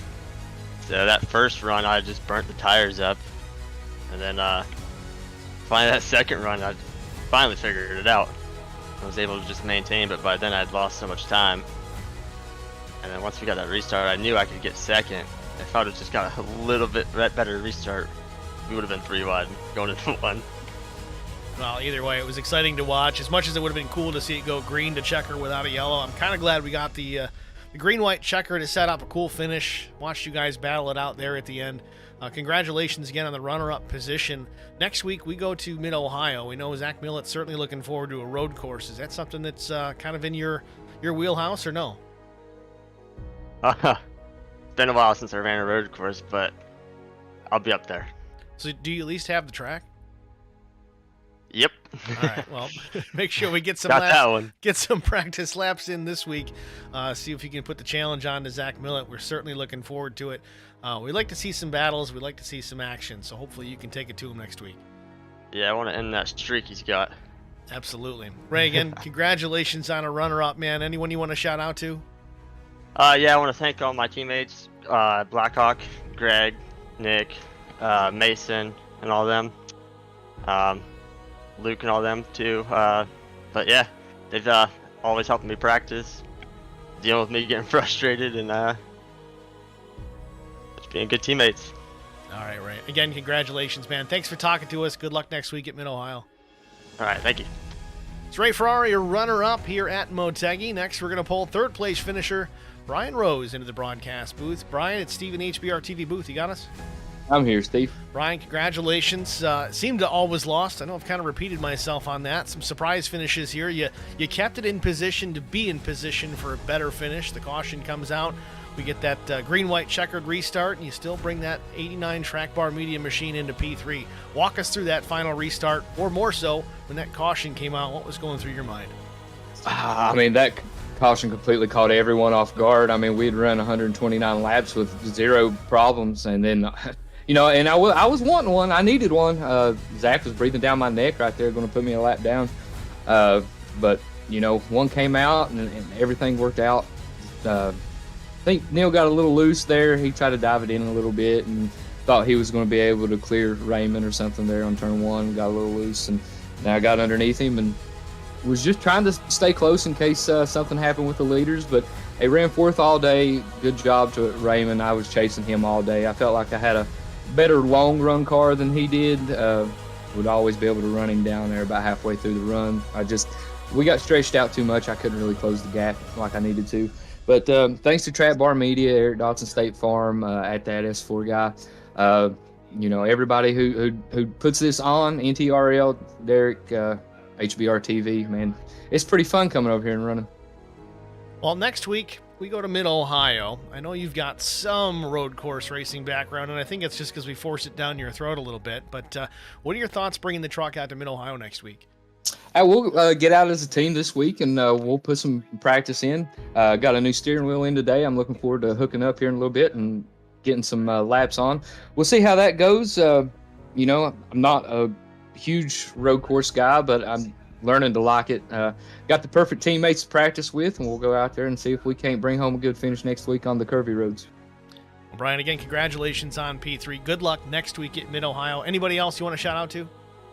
No, man, just everybody in the league. Good, clean race. It was fun tonight, guys. Everybody, moved over, and, if you ran somebody down, somebody let you go, and vice versa. It was good, clean race all night until the end there. Good luck next week, Brian. Thanks for talking. Thanks. It's Brian Rose, your third-place finisher here from Twin Ring Motegi. Certainly looking forward to next week at Mid-Ohio. We'll see if Brian's learned anything throughout the couple of seasons of running some road course stuff over in SCAR and things like that. I'm sure he's picked up a thing or two. That's going to wrap it up for our top three finishers, though. Let's jump into our race results. Of course, we talked to our top three: Zach Millett, Ray Ferrara, Brian Rose. Fourth place, certainly not the finish he wanted. He was running P2 most of the night. Neil Quick finishes P4. Mason Wagaman was fifth. Larry Dickerson brought it home in the sixth spot. Justin Johnson, solid finish for Justin Johnson, brings it home seventh. Brian Neff was eighth. Rob Hattenbach was ninth. Paul Durkee 10th. Chris Klein 11th.